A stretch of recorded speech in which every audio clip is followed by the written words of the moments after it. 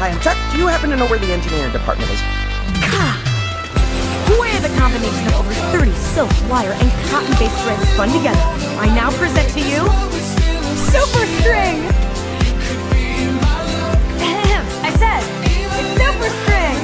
More like stupid string. I know what you're thinking, Mike. You're like, what's so super about it?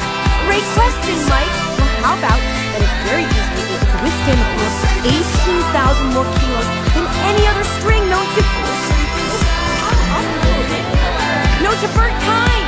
Or pig kind, for that matter!